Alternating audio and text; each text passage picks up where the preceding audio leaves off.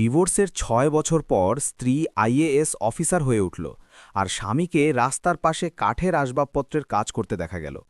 তারপর যা ঘটল তা ছিল এক অভাবনীয় পুনর্মিলনের গল্প, যেখানে ভাঙা সম্পর্কের ছাই থেকে ফুটে উঠল নতুন আশা, অহংকারের দেওয়াল ভেঙে পড়ল সত্যের আলোয় এবং সমাজের খোঁটা পরিণত হল সম্মানে। এই গল্প শুধু দুই মানুষের লড়াই নয়, বরং প্রত্যেকের জীবনের সেই অধ্যায় যা শেখায় যে স্বপ্নের পথে হারানো সঙ্গীকে ফিরে পাওয়া যায় যদি সাহস থাকে নিজের ভুল স্বীকার করার। অর্পিতার চোখে সর্বদা একটি বিশেষ ঔজ্জ্বল্য ছিল। সে সেই ধরনের মেয়েদের দলে পড়ত না যারা তাদের স্বপ্নগুলোকে বালিশের তলায় রেখে ঘুমিয়ে যায়। সে ছিল সেই ধরনের মেয়েদের একজন যারা স্বপ্নগুলোকে হৃদয়ে আগুনের মতো জ্বালিয়ে রাখে। ছোট একটা শহরের সাধারণ মেয়ে, কিন্তু তার অধ্যাবসায় ছিল অসাধারণ। তার বাবা পোস্ট অফিসে লিপিকার হিসেবে কাজ করতেন এবং মা সেলাই করে পরিবার চালাতে সহায়তা করতেন। বাড়িতে কোনোকালে খুব অধিক অর্থ ছিল না, কিন্তু পুস্তকের কোনো অভাব কখনো হতে দেওয়া হয়নি। অর্পিতা যখন দশম শ্রেণীতে পড়াশোনা করত, তখন সে প্রথমবার সংবাদপত্রে একজন নারী আইএএস অফিসারের সাক্ষাৎকার পড়েছিল। সেই দিন সে তার মাকে বলেছিল, মা, একদিন আমিও এমন কিছু হয়ে উঠব। লোকজন আমাকে নাম দিয়ে নয়, পদ দিয়ে চিনবে। মা হেসে তার মাথায় হাত রেখে বলেছিলেন, প্রথমে ডালে লবণ দিতে শেখো, তারপর কালেক্টর হও। কিন্তু অর্পিতা সেই দিন যা মনে মনে স্থির করে নিয়েছিল তা তার হৃদয়ে পাথরে খোদাই করা অক্ষরের মতো হয়ে গিয়েছিল। সময় অতিবাহিত হল, লেখাপড়া শেষ হল, এবং তারপর বিজয়ের সাথে তার বিবাহ হয়ে গেল। বিজয় একজন সরল সোজা কঠোর পরিশ্রমী যুবক, যে দ্বাদশ শ্রেণীর পর লেখাপড়া ছেড়ে দিয়েছিল কারণ তার বাবার স্বাস্থ্য খারাপ ছিল এবং পরিবার চালানোর দায়িত্ব তার কাঁধে এসে পড়েছিল। সে কাঠের কাজে দক্ষ ছিল, তার হাতে ছিল কুশলতা, আর হৃদয়ে ছিল আত্মসম্মান। তার নিজস্ব একটা ছোট আসবাবপত্রের দোকান ছিল, যেখানে সে দিন রাত কঠোর পরিশ্রম করত।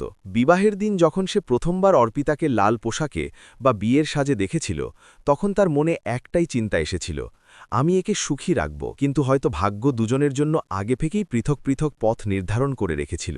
বিবাহের প্রথম দিনগুলো ভালোভাবেই কেটেছিল। সাধারণ একটা বাসস্থান, ছোট ছোট স্বপ্ন, সন্ধ্যায় ছাদে বসে চা পান করা এবং ভবিষ্যৎ নিয়ে আলোচনা করা। একদিন অর্পিতা সাহস করে বলল, বিজয়, আমি আরও লেখাপড়া করতে চাই, আইএএসের প্রস্তুতি নেব। বিজয় প্রথমে নীরবে তার দিকে তাকিয়ে রইল, তারপর হাসল, এত বড় অফিসার হয়ে গেলে আমাকে ভুলে যাবে না তো? অর্পিতা তৎক্ষণাৎ তার হাত চেপে ধরল, আমি যদি কিছু হই তাহলে তোমার জন্যেই হব। সেই দিন বিজয় কোনো কিছু না ভেবেই সম্মত হয়ে গিয়েছিল। সে মনে করেছিল স্ত্রীর স্বপ্ন পূরণ করা তার কর্তব্য। কিন্তু স্বপ্নের একটা মূল্য থাকে, এবং সেই মূল্য প্রায়শই সম্পর্ক দিয়ে পরিশোধ করতে হয়। কোচিংয়ের খরচ, পুস্তক, যাতায়াত সব মিলিয়ে ব্যয় বাড়তে লাগল। দোকানের আয় এতটা ছিল না যে সবকিছু স্বচ্ছন্দে চলতে পারে।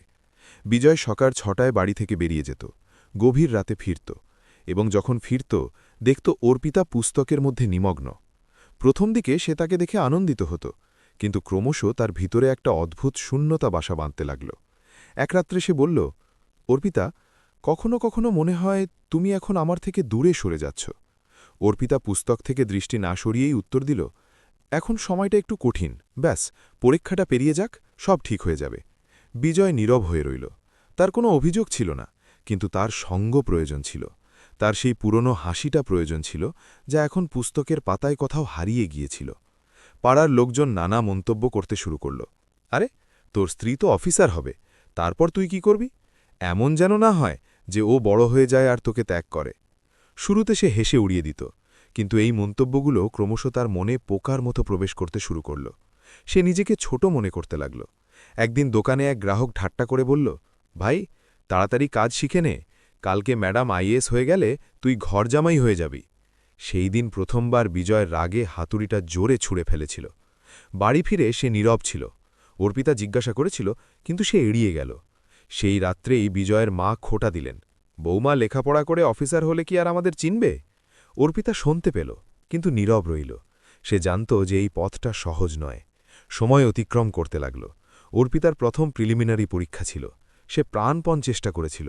ফলাফল বেরোল ব্যর্থ। সে ঘরে আবদ্ধ হয়ে কান্নাকাটি করতে লাগল। বিজয় দরজায় ধাক্কা দিল, অর্পিতা, একটা পরীক্ষায় কি হয়, আবার চেষ্টা করব। কিন্তু তার কথায় সেই পুরনো আপনত্ব ছিল না, তাতে ক্লান্তি ছিল। দ্বিতীয়বারও একই ঘটনা ঘটল, ব্যর্থতা। এবার বাড়িতে নেমে এলো গভীর নীরবতা। খরচ বৃদ্ধি পেয়েছিল, দোকানে কাজ হ্রাস পেয়েছিল। বিজয়ের বন্ধুরা তার থেকে দূরত্ব বজায় রাখতে শুরু করেছিল। তাদের মনে হতো যে সে এখন আইএএসের স্বামী হয়ে যাবে। তৃতীয়বারের প্রস্তুতির সময় বিজয় ও অর্পিতার মধ্যে কথোপকথন কমতে শুরু করল। এক রাত্রে কথা এতটা বেড়ে গেল যে বিজয় বলে ফেলল, তোমার স্বপ্নের জন্য আমি আর কতদিন নিজের সম্মান হারাব। অর্পিতার কাছে এই কথাগুলো তীরের মতো বিদ্ধ হল। আমার স্বপ্ন তোমার সম্মান কিভাবে ক্ষুণ্ণ করছে, সে পাল্টা প্রশ্ন করল। বিজয়ের কাছে কোনো উত্তর ছিল না, শুধু সমাজের সেই কথাগুলোই ছিল যা তার ভিতরে প্রতিধ্বনিত হচ্ছিল। ঝগড়ো বৃদ্ধি পেতে লাগল, ছোট ছোট কথায় তর্ক হতে লাগল। একদিন বিজয়ে রাগে বলে ফেলল, তোমার যদি এতই বড় হতে হয় তাহলে আমাকে ছেড়ে হও। এই কথাগুলো যেন বিচ্ছেদের প্রথম দলিল ছিল। অর্পিতা স্তম্ভিত হয়ে গেল। সে আশা করেছিল যে বিজয় তাকে সঙ্গ দেবে, কিন্তু এখন সেই তাকে পৃথক করে দিচ্ছে। কয়েক সপ্তাহ ধরে দুজনে একই বাড়িতে অপরিচিত মানুষের মতো থাকল। শেষ পর্যন্ত বিষয়টা আদালত পর্যন্ত পৌঁছল। বিচ্ছেদের কাগজপত্রে স্বাক্ষর করার সময় অর্পিতার হাত কাঁপছিল। সে শেষবারের মতো বিজয়ের দিকে তাকাল। তার চোখে জল ছিল, কিন্তু জেদ অটুট ছিল।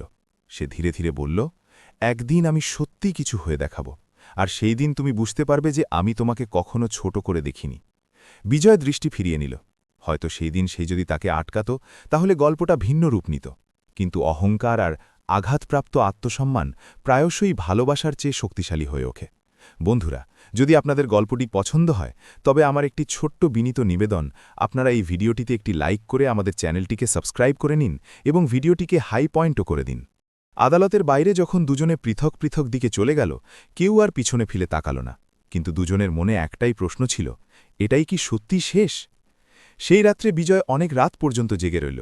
শূন্য ঘর, শূন্য দেওয়াল আর স্মৃতির শব্দ। সে প্রথমবারের মতো অনুভব করল যে সে কি হারিয়েছে, কিন্তু তখন অনেক দেরি হয়ে গিয়েছিল। অন্যদিকে অর্পিতা নিজের পিতার বাড়িতে ছিল।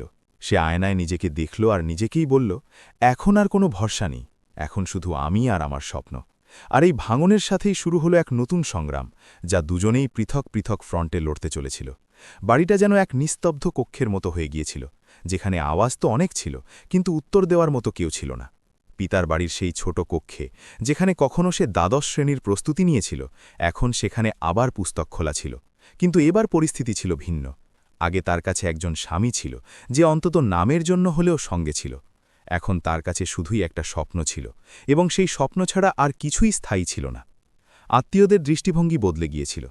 পাড়ার নারীরা যখন তার মায়ের সাথে সাক্ষাৎ করতেন, তখন সহানুভূতির চেয়ে কৌতূহলই বেশি থাকত। এত লেখাপড়ার কি প্রয়োজন ছিল? ঘর তো ভেঙেই গেল, তাই না? এই কথাগুলো সরাসরি অর্পিতার কানে পৌঁছত। সে কক্ষে বসে পড়তে থাকত, কিন্তু প্রতিটি বাক্যের পেছনে একটি খোটা লুকিয়ে আছে বলে তার মনে হতো। রাত্রে যখন সে পুস্তক বন্ধ করত, তখন হঠাৎ বিজয়ের কথা মনে পড়ে যেত, তার শান্ত মুখ, ক্লান্ত শরীর এবং সেই শেষ দিনের কঠোর কণ্ঠস্বর, আমাকে ছেড়ে হও। সত্যিই কি সে তাকে ছাড়া কিছু হতে পারবে? এই প্রশ্নটাই তাকে জাগিয়ে রাখত। সে নিজেকে বোঝাল, এখন পিছিয়ে আসার অর্থ হল সব কিছু শেষ করে দেওয়া। সে বৃহৎ শহরের একটি কোচিং ইনস্টিটিউটে যোগ দিল। সেখানে শত শত মুখ ছিল, সবার চোখে স্বপ্ন, সবার হাতে মোটা পুস্তক। শুরুতে সে হারিয়ে যেত। ক্লাসে যখন শিক্ষক দেশের রাজনীতি, অর্থনীতি, সংবিধানের জটিলতা নিয়ে আলোচনা করতেন, তখন তার মনে হতো যেন সে এক বিশাল সাগরে ছোট্ট একটি নৌকা। কিন্তু ক্রমশ সে নিজেকে অভ্যস্ত করে নিতে শুরু করল। সকাল 4টে উঠে ওঠা, নোট তৈরি করা, সংবাদপত্র পাঠ করা, পরীক্ষা দেওয়া, তার দৈনন্দিন রুটিন যন্ত্রের মতো হয়ে গেল। কিন্তু যন্ত্রও কখনো কখনো ভেঙে পড়ে। প্রথম বছর আবার ব্যর্থতা এলো। এবার সে কান্নাকাটি করল না, শুধু ছাদের দিকে তাকিয়ে রইল। তার মা ধীরে ধীরে জিজ্ঞাসা করলেন, মা, ছেড়ে দিস না কেন? সে ঘুরে বলল, যদি এখন ছেড়ে দিই তাহলে লোকেরা বলবে যে বিচ্ছেদটাও বৃথা গেল। এই কথাগুলো তার নিজের বুকেই বিদ্ধ হল, কিন্তু এটাই ছিল সত্যি। এখন তার সংগ্রাম শুধু আইএএস হওয়ার নয়, তার নিজের পরিচয়ের সংগ্রাম ছিল। অন্যদিকে বিজয়ের জগতও সহজ ছিল না। বিচ্ছেদের পর সে নিজেকে কাজে নিমজ্জিত করে দিয়েছিল।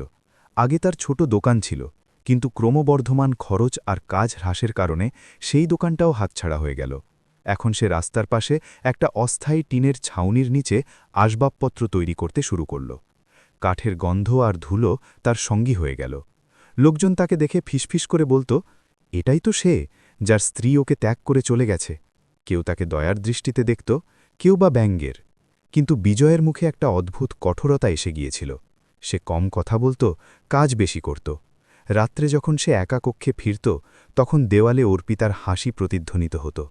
সে অনেকবার ফোন তুলেছিল, তার নম্বর ডায়াল করেছিল, কিন্তু প্রতিবারই কল বিচ্ছিন্ন করে দিয়েছিল। তার আত্মসম্মান তখনও তার ভালোবাসার চেয়ে বড় ছিল। সময় অগ্রসর হতে লাগল। অর্পিতা তৃতীয়বারের মতো মেইনস পরীক্ষা দিল। এবার সে উত্তীর্ণ হয়ে গেল। যখন ফলাফল দেখল তখন তার হাত কাঁপছিল। সে সাক্ষাৎকার পর্যন্ত পৌঁছে গিয়েছিল। সাক্ষাৎকারের দিন সে হালকা রঙের একটি শাড়ি পরিধান করল, চুল সুন্দর করে বেঁধে নিল এবং নিজেকে বলল, এবার হয় সব, না হয় কিছুই না। বোর্ডের সামনে বসতেই তাকে প্রথম প্রশ্ন করা হল, আপনি বিচ্ছেদপ্রাপ্ত, এটা কি আপনার ব্যক্তিগত ব্যর্থতা? কক্ষে গভীর নীরবতা নেমে এলো। সে এক মুহূর্তের জন্য চোখ বন্ধ করল, তারপর দৃঢ় কণ্ঠে বলল, না স্যার, এটা আমার ব্যক্তিগত শিক্ষা। ব্যর্থতা তখনই আসে যখন আমরা চেষ্টা করা ছেড়ে দিই। বোর্ডের সদস্যদের মুখে হালকা হাসি ফুটে উঠল। যখন সে বাইরে বেরোল তখন প্রথমবার তার মনে হল যে সে নিজেকে প্রমাণ করেছে, ফলাফল যাই হোক না কেন। ফলাফল বেরোনোর দিন তার বুক এত জোরে ধরফর করছিল যে তার মনে হচ্ছিল যেন বুক ফেটে যাবে। ওয়েবসাইট খুলল, রোল নম্বর লিখল। স্ক্রিনে তার নাম জলজল করছিল, অর্পিতা সিং, নির্বাচিত। সে চেয়ারে বসে পড়ল। চোখ থেকে জল গড়িয়ে পড়ল। মা তাকে আলিঙ্গন করলেন। যে প্রতিবেশীরা কাল পর্যন্ত খোঁটা দিত, আজ তারা মিষ্টি নিয়ে আসছিল। সংবাদ মাধ্যমের লোকজন বাড়ির বাইরে দাঁড়িয়েছিল। ক্যামেরার ফ্ল্যাশের মাঝে সে শুধু এটুকুই বলল, এটা তাদের সবার জন্য, যারা আমাকে দুর্বল ভেবেছিল। তার সাক্ষাৎকার ভাইরাল হয়ে গেল। বিচ্ছেদপ্রাপ্ত নারী হলেন আইএএস, শিরোনামে খবর প্রকাশিত হল। কিন্তু সেই ভিড়ের মাঝে একটা মুখ ছিল না, বিজয়। অন্যদিকে বিজয় এই খবরটা করের দিন সংবাদপত্রে দেখল। যখন সে ছবিটা দেখল, শাড়ি পরিধান করা, আত্মবিশ্বাসে পরিপূর্ণ অর্পিতা, তার হাত কেঁপে উঠল। সে কাগজটা মুড়ে ফেলল। বুকে একটা অদ্ভুত যন্ত্রণা অনুভব করল। গর্বও ছিল, আমার কষ্টও ছিল। সে নিজেকে বলল, ও সত্যি কিছু হয়ে দেখাল। সেই সন্ধ্যায় এক গ্রাহক হেসে বলল, আরে ভাই, তোমার স্ত্রী তো কালেক্টর হয়ে গেছে। বিজয় হাতুড়ি চালাতে চালাতেই শান্ত স্বরে উত্তর দিল, আমার নয়, দেশের। কিন্তু তার ভিতরে কিছু একটা ভেঙে গিয়েছিল। রাত্রে সে অনেকক্ষণ জেগে রইল। সে আকাশের দিকে তাকিয়ে বিড়বিড় করে বলল, তুমি জিতে গেছো অর্পিতা, কিন্তু আমরা কি হেরে গেলাম? অন্যদিকে অর্পিতার প্রশিক্ষণ শুরু হয়ে গিয়েছিল। সিমলার ঠান্ডা বাতাসে সে নতুন স্বপ্ন নিয়ে অগ্রসর হচ্ছিল। তার সাথে ডজনখানেক প্রশিক্ষণার্থী অফিসার ছিলেন। নতুন জগৎ, নতুন পরিচয়। কিন্তু কখনো কখনো রাত্রে যখন সবাই ঘুমিয়ে পড়ত, সে বারান্দায় দাঁড়িয়ে দূরের পাহাড়গুলোর দিকে তাকাত আর ভাবত, বিজয় কি আজও ঠিক সময় খাবার খেয়েছে? ও কি আমাকে সংবাদপত্রে দেখেছে? আমার ওপর কি ওর গর্ব হয়েছে? 6 বছর অতিক্রান্ত হয়ে গেল। অর্পিতা এখন একজন ক্ষমতাশালী অফিসার। তার নাম নানা সিদ্ধান্তে উচ্চারিত হতো। মানুষ দাঁড়িয়ে স্যালিউট করত। কিন্তু জীবনের চক্র বড় অদ্ভুত হয়।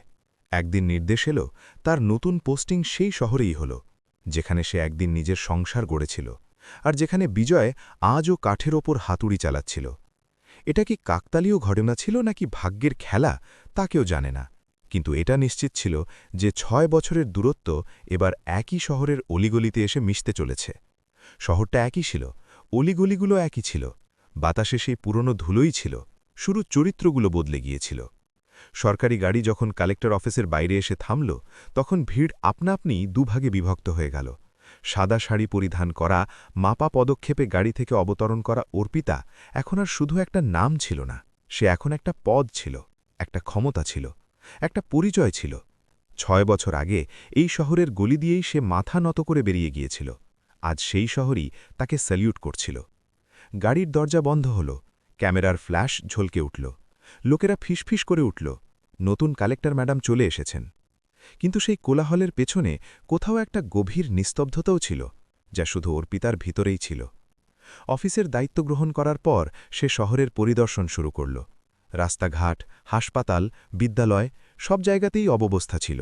সে কড়া সিদ্ধান্ত নেওয়ার জন্য পরিচিত ছিল।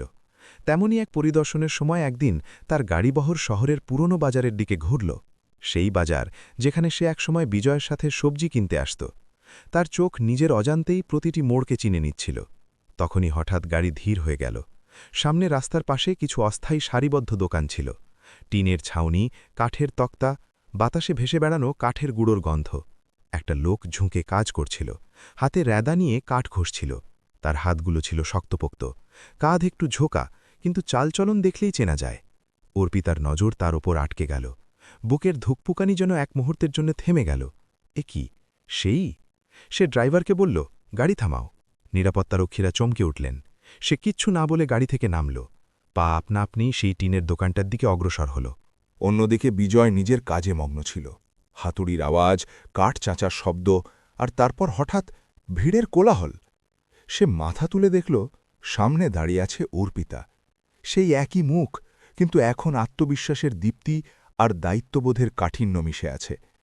দুজনের চোখাচোখি হল। 6 বছরের ব্যবধান এক মুহূর্তে যেন অপসারিত হল। ভিড় ফিসফিস করতে লাগল, আরে এ তো। নিরাপত্তারক্ষীরা অগ্রসর হলেন, কিন্তু অর্পিতা হাত নেড়ে তাদের থামিয়ে দিল। কয়েকটা সেকেন্ড এমনভাবে অতিবাহিত হল যেন সময় থমকে গেছে। বিজয়ের হাত থেকে র্যাঁদাটা ধীরে ধীরে নিচে পড়ে গেল। তার ঠোঁট শুকিয়ে গেল। সে নিজেকে সামলে নিয়ে খুব হালকা স্বরে বলল, ম্যাডাম। এই শব্দটা যেন কেউ অর্পিতার বুকে ছুরি চালিয়ে দিল। সে চেয়েছিল যে বিজয় তাকে নাম ধরে ডেকে উঠুক, যেমনটা আগে ডাকত। সে ধীর গলায় বলল, বিজয়। নিজের নাম শুনেই বিজয়ের চোখ হালকা ভিজে উঠল, কিন্তু সে তৎক্ষণাৎ নিজেকে সামলে নিল। আশেপাশের লোকজনের হাতে ততক্ষণে মোবাইল বেরিয়ে গেছে, ভিডিও তৈরি হচ্ছে। একজন আইএএস অফিসার এবং রাস্তার পাশে কাজ করা একজন সাধারণ মানুষ। গল্প যেন আপনা আপনিই তৈরি হচ্ছিল। অর্পিতা চারদিকে তাকাল, তারপর শান্ত স্বরে জিজ্ঞাসা করল, কেমন আছো? বিজয় কাঠটা তুলে নিয়ে জবাব দিল, ভালো আছি, কাজ চলছে। তার কথাগুলো ছিল সাধারণ, কিন্তু তার মধ্যে লুকিয়েছিল না বলা অনেক কষ্ট। অর্পিতা চারপাশে চোখ বুলিয়ে নিল। টিনের ছাউনির ফুটো দিয়ে রোদ এসে পড়ছিল। কাছেই জলের বোতলটা অর্ধেক ভর্তি ছিল।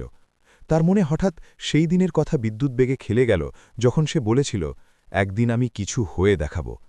এটাই কি সেই দিন? সে ধীরে ধীরে জিজ্ঞাসা করল, দোকান? বিজয় তার দিকে না তাকিয়েই বলল, ভাড়া বেড়ে গিয়েছিল, তাই ছেড়ে দিলাম। ভিড় এখন আরও কাছে চলে আসছিল, ক্যামেরাগুলো আরও কাছে চলে এসেছিল। অর্পিতা বুঝতে পারল যে এই মুহূর্তটা আর শুধু তাদের দুজনের নেই, এটা এখন শহরের একটা তামাশায় পরিণত হয়েছে। সে নিরাপত্তারক্ষীদের কড়া গলায় বলল, এখান থেকে সবাইকে সরিয়ে দিন। ভিড় পিছিয়ে গেল, কিন্তু সবার কান খাড়া ছিল। কিছুক্ষণ দুজনেই চুপচাপ থাকল। বাতাসে কাঠের গুঁড়োর গন্ধ আর না বলা প্রশ্নের ভার ভাসছিল। শেষমেশ বিজয়ী নীরবতা ভাঙল। অভিনন্দন, তুমি জিতে গেছ। তার স্বরে কোনো খোঁটা ছিল না, শুধু ক্লান্তি ছিল।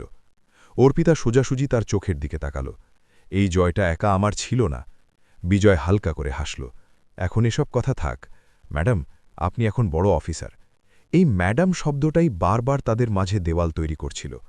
অর্পিতা আরও এক ধাপ অগ্রসর হল, আমাকে ম্যাডাম বলো না। বিজয় চোখ নিচু করে নিল। অভ্যেস করে নিতে হয়, যখন সম্পর্কগুলো বদলে যায়। এই বাক্যটা বাতাসে ভাসতে লাগল। 6 বছর আগের সব ঝগড়া, খোটা, চোখের জল সব যেন একসাথে ফিরে এলো।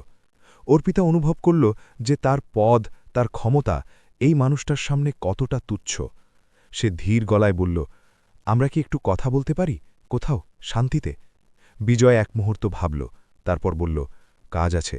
কিন্তু তার গলায় ততটা কাঠিন্য ছিল না যতটা সে দেখাতে চাইছিল। ঠিক সেই সময় একজন বয়স্ক গ্রাহক অগ্রসর হয়ে বললেন, যাও বাবা, কাজ তো চলতেই থাকবে। বিজয় সেই লোকটার দিকে তাকাল, তারপর অর্পিতার দিকে তাকাল। শেষমেশ সে তার যন্ত্রপাতিগুলো গুছিয়ে নিল। অর্পিতা ড্রাইভারকে ইশারা করল। গাড়ির দরজা খুলে গেল। বাজারের ভিড় স্তব্ধ হয়ে দেখছিল। 6 বছর পর বিচ্ছেদপ্রাপ্ত স্বামী স্ত্রী একই গাড়িতে বসে আছে। সারা রাস্তা নীরবতা বিরাজ করছিল, শুধু ইঞ্জিনের শব্দ শোনা যাচ্ছিল, আর দুজনের বুকেই বইছিল ঝড়। শহরের গেস্ট হাউসের সামনে এসে গাড়ি থামল। ভিতরে একটা কক্ষ খালি করানো হলো। দরজা বন্ধ হলো। এখন শুধু তারা দুজন ছিল। কোনো ভিড় নেই, ক্যামেরা নেই, পদ নেই, আর কোনো খোটাও নেই। কয়েক সেকেন্ড পর্যন্ত কেউ কোনো কথা বলল না। শেষ পর্যন্ত অর্পিতা ধীর স্বরে বলল, তুমি আমাকে কখনো আটকালে না কেন? এই প্রশ্নটা যেন সোজা 6 বছর পিছিয়ে নিয়ে গেল। বিজয় একটা দীর্ঘশ্বাস ফেলল। তুমিও তো আর ফিরে তাকাওনি। দুজনের কথাতেই অভিযোগের চেয়ে কষ্ট বেশি ছিল। কক্ষে আবার নিস্তব্ধতা নেমে এলো। বাইরে শহর নিজের গতিতে চলছিল, কিন্তু এই কক্ষে সময় যেন আবার থমকে দাঁড়িয়েছে। 6 বছরের দূরত্ব এখন শুধু কয়েক কদমের। কিন্তু এই দূরত্ব কি সত্যিই পার হওয়া যাবে? কক্ষের দরজা বন্ধ হতেই যেন দুজনের ভিতরের জমানো সব কথা একসাথে বেরিয়ে আসতে চাইছিল। কিন্তু শব্দগুলো তখনও পথ খুঁজে পাচ্ছিল না। 6 বছর, 6টা দীর্ঘ বছর, যে সময়ে না কোনো চিঠিপত্র আদান প্রদান হয়েছে, না কোনো খোঁজ খবর নেওয়া হয়েছে।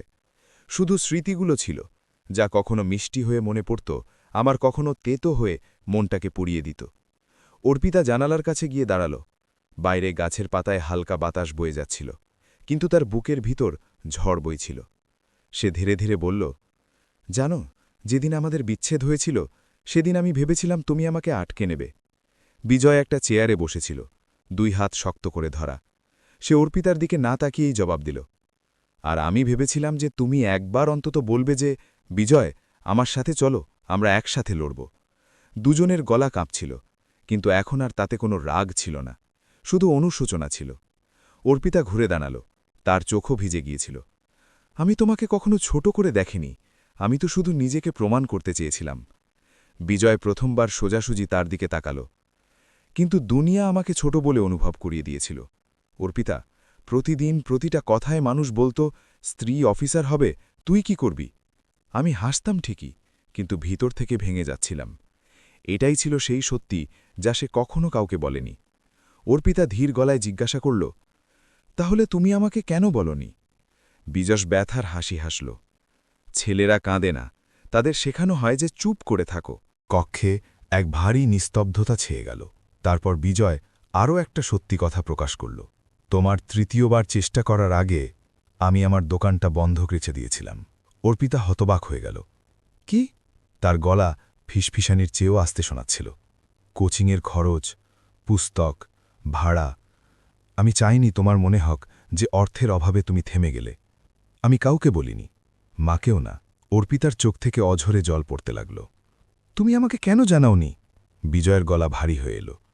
কারণ আমি চেয়েছিলাম, যদি তুমি কিছু হও, তবে যেন কখনো মনে না করো যে তোমার ওপর কারো দয়া বা ঋণ আছে। এটা ছিল সেই ত্যাগ যা 6 বছর ধরে চাপা পড়েছিল। অর্পিতা চেয়ারটা শক্ত করে ধরল, যেন তার পায়ের নিচ থেকে মাটি সরে যাচ্ছিল। তার মনে পড়ে গেল সেই সময়ের কথা, যখন বিজয় হঠাৎ করেই একটু বেশি চুপচাপ থাকতে শুরু করেছিল, যখন সে রাত জেগে কাজ করত। সে ঘুণাক্ষরেও ভাবতে পারেনি যে এর পেছনে এত বড় একটা আত্মত্যাগ লুকিয়ে আছে। আর বিচ্ছেদ? সে ভাঙা গলায় জিজ্ঞাসা করল। বিজয় দীর্ঘশ্বাস ফেলল। বিচ্ছেদ এই কারণেই, কারণ আমার ভয় ছিল, যদি তুমি সত্যিই অনেক বড় কিছু হয়ে যাও, তবে একদিন তোমার মনে হবে যে তুমি একজন ভুল মানুষকে বিবাহ করেছ। তাই আমি আগে থেকেই সরে গেলাম, যাতে তোমাকে কখনো অনুশোচনা করতে না হয়। এই কথা শুনে অর্পিতা যেন পাথর হয়ে গেল। তুমি আমার জন্য সিদ্ধান্ত নিয়ে নিলে? তার গলায় কষ্ট ঝরে পড়ছিল। না, বিজয় ধীরে ধীরে বলল, আমি আমার নিজের ভয়ের কারণে এই সিদ্ধান্ত নিয়েছিলাম। এই স্বীকারোক্তি করাটা সহজ ছিল না। দুজনের চোখে বছরের পর বছর ধরে জমে থাকা কষ্টগুলো গলে গলে পড়ছিল। কিছুক্ষণ দুজনেই চুপ থাকল। তারপর অর্পিতা এক পা অগ্রসর হল। তুমি জানো, সাক্ষাৎকারে আমাকে কি প্রশ্ন করা হয়েছিল? তারা বলেছিল, বিচ্ছেদ কি আপনার ব্যর্থতা? বিজয় চুপচাপ শুনতে লাগল। আমি বলেছিলাম, না, এটা আমার শিক্ষা। কিন্তু সত্যিটা হলো, ওটাই ছিল আমার সবচেয়ে বড় আঘাত। তার গলা কেঁপে উঠল। আমার প্রতিটি সাফল্যের পেছনে তোমার অভাব বোধ হতো।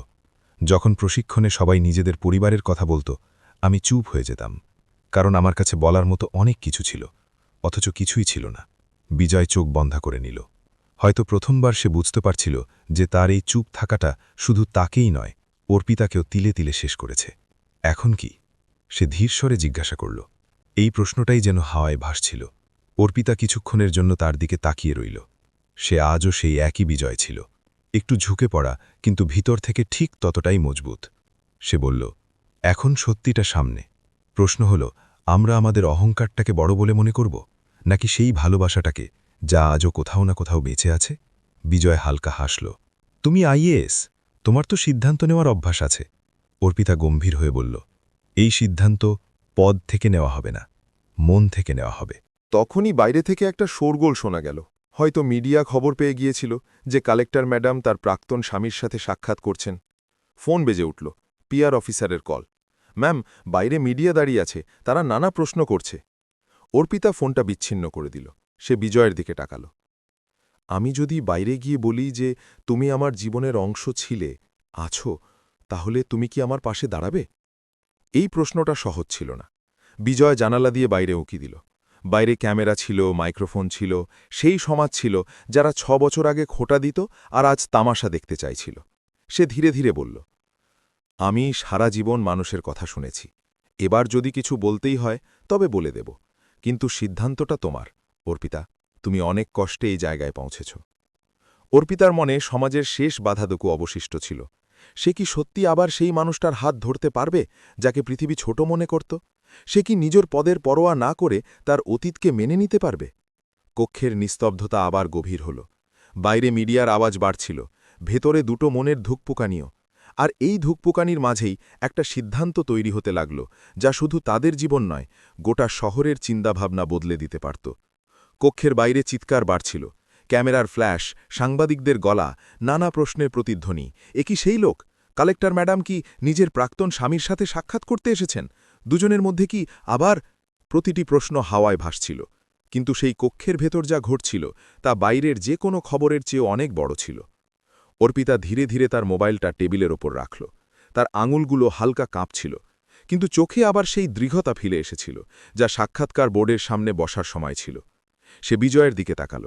ও তখনও জানালার কাছে দাঁড়িয়ে বাইরে দেখছিল। 6 বছর আগে সে ভয় পেয়েছিল, সমাজ থেকে, খোঁটা থেকে, নিজের ছোট হওয়ার অনুভূতি থেকে। আজ আবার সেই একই সমাজ দরজার বাইরে দাঁড়িয়ে আছে। তফাৎ শুধু এইটুকুই যে এবার তাদের কাছে সত্যিটা আছে।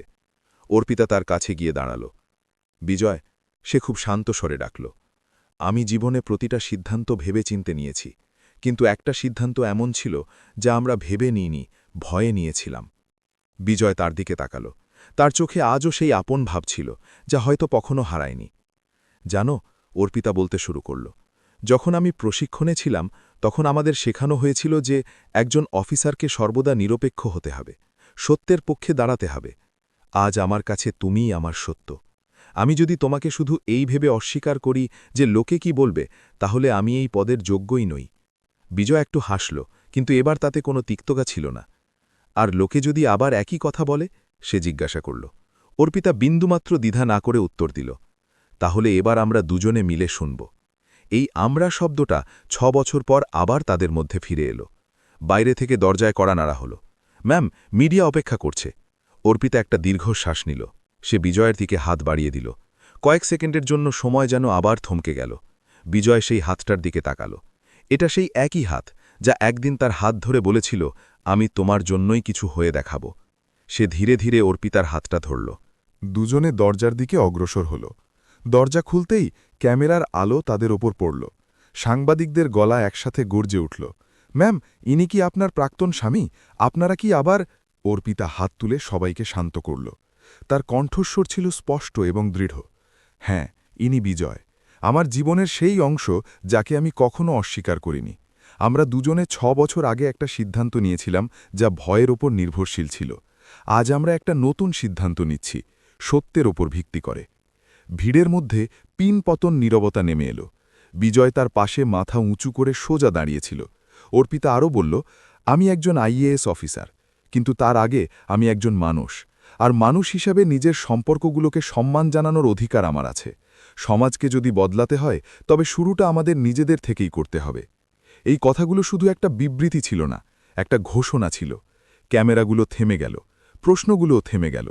শহর প্রথমবারের মতো একজন আইএএস অফিসারকে পদের ঊর্ধ্বে উঠে মানুষ হতে দেখল। পরের দিন সংবাদপত্রের হেডলাইনগুলো বদলে গিয়েছিল। কালেক্টর প্রাক্তন স্বামীকে জনসমক্ষে সম্মান জানালেন। কিন্তু গল্পটা এখানেই শেষ হয়নি। অর্পিতা শুধু বিবৃতি দিয়েই থেমে থাকেনি, সে ব্যবস্থাও নিয়েছিল। কয়েক সপ্তাহের মধ্যেই শহরের কারিগর এবং ছোট ব্যবসায়ীদের জন্য একটি নতুন প্রকল্প চালু হল। রাস্তার পাশে কাজ করা মানুষদের লাইসেন্স, ঋণ এবং স্থায়ী জায়গা দেওয়ার উদ্যোগ নেওয়া হল। বিজয়ও তাদের মধ্যে একজন ছিল, কিন্তু এবার কোনো বিশেষ সুবিধা নিয়ে নয়, নিজের অধিকার নিয়ে। সে তার কাজ আবার নতুন করে শুরু করল। এখন তার একটা ছোট্ট ওয়ার্কশপ আছে, পরিষ্কার, পরিচ্ছন্ন, গোছানো। লোকে এখন তাকে আর দয়ার চোখে দেখে না, সম্মানের চোখে দেখে। এক সন্ধ্যায় যখন সূর্য অস্ত যাচ্ছিল, অর্পিতা সেই ওয়ার্কশপে পৌঁছাল। বিজয় কাঠের ওপর বার্নিশ লাগাচ্ছিল। সে হেসে বলল, ম্যাডাম, কাজ দেখতে এসেছেন? অর্পিতা হাসতে হাসতে উত্তর দিল, ম্যাডাম নয়, অর্পিতা। দুজনের হাসিতে এখন আর কোনো আড়ষ্টতা ছিল না, তারা সিদ্ধান্ত নিল যে তারা আবার একসাথে চলবে, ধীরে ধীরে, তাড়াহুড়ো না করে, কোনো ভয় ছাড়া। এটা কোনো সিনেমার মতো শেষ পরিণতি ছিল না, যেখানে সবকিছু নিমেষেই নিখুঁত হয়ে যায়। তাদের মধ্যে আজও পুরনো ক্ষত ছিল, যা সারতে সময় লাগবে। কিন্তু এবার তারা আর পালিয়ে যাচ্ছিল না। এবার তারা কথা বলছিল, শুনছিল, বুঝতে পারছিল। শহরের লোকজন ধীরে ধীরে চুপ হয়ে গেল, কারণ যখন দুজন মানুষ নিজেদের সত্যির পাশে এসে দাঁড়ায়, তখন সমাজের আর বলার মতো বিশেষ কিছু থাকে না। 6 বছর আগে যে সম্পর্ক অহংকারের আগুনে পুড়ে ছাই হয়ে গিয়েছিল, তা এখন বোঝাপড়ার আলোয় নতুন রূপ নিচ্ছিল। আর হয়তো এটাই এই গল্পের আসল বার্তা। কখনো কখনো জয় শুধু কোনো পদ পাওয়ায় থাকে না, নিজের ভয়কে জয় করার মধ্যেও থাকে। তো বন্ধুরা, এই ছিল আমাদের আজকের গল্প। আপনাদের এই গল্পটি কেমন লাগলো তা কমেন্ট করে অবশ্যই জানাবেন। গল্পটি যদি আপনাদের একটুও ভালো লেগে থাকে, তবে ভিডিওটিতে একটি লাইক করে আমাদের ইউটিউব চ্যানেলটি সাবস্ক্রাইব করে নেবেন। আবার দেখা হবে নতুন এবং মজাদার কোনো গল্পের সাথে। ততক্ষণের জন্য ধন্যবাদ।